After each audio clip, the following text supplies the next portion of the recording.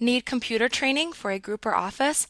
Contact us today to get a free demo of our training at www.teachucomp.com/enterprise-licensing. If you are an experienced Word user, you will notice that the interface in Word 2007 is vastly different than the interface in previous releases.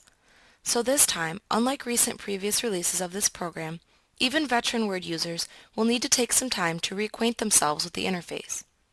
For new users of the program, as with any program, you should begin by familiarizing yourself with your working environment. This is where we will begin exploring Word 2007.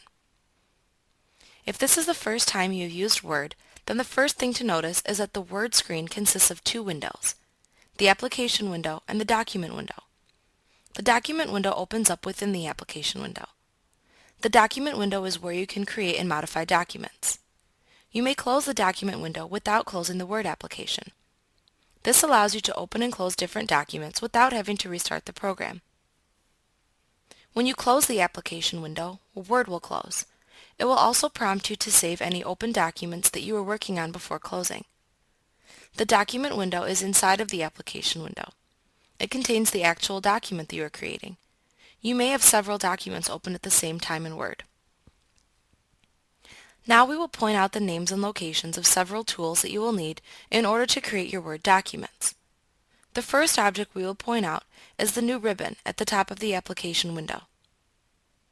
This tool is where you can find all of the tabs, groups, and commands available for your use within the program. For upgrading users, you will find that the new ribbon both replaces and combines the older menu bar and the various toolbars that you have been used to using. We will discuss this and other tools in separate lessons within this chapter. You will also need to familiarize yourself with the new Microsoft Office button that is located in the upper left corner of the application window. Clicking this button allows you access to the most common file functions, such as creating a new document, saving documents, and printing. To the right of the Microsoft Office button and above the ribbon is the new Quick Access toolbar. You can easily add buttons to this toolbar for the commands that you use most frequently and wish to always have available. You will notice several important buttons that are already set here: Save, Undo, and Redo. You can also easily remove buttons that you have added to this toolbar as well. Of course, at the top of the window, you will see the name of the current document that you have open. This will appear to the right of the Quick Access toolbar in an area known as the title bar. Below all of the tools, the current document is displayed. This is where you create the actual content of the document. Most of the actual work in Word will be done in this document window. At the right side of the document, you will see a vertical scroll bar. You may also see a horizontal scroll bar at the bottom of your document if your document is wide or if you zoom in on the document. You can use the vertical scroll bar to scroll up and down through your document. You can use the horizontal scroll bar if shown to scroll left and right across the document.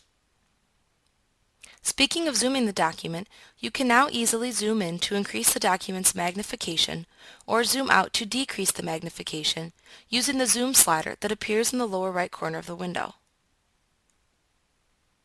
Also, to the left of that, you can see the various document view buttons that allow you to switch the view of your document as needed. Now that we have an overview of the major on-screen elements, where they are located by default, and what they are called, we can now look at the general use and functionality of the various on-screen elements within the Word application. Like what you see? Get a free demo of our training for groups of 5 or more at www.teachucomp.com/enterprise-licensing.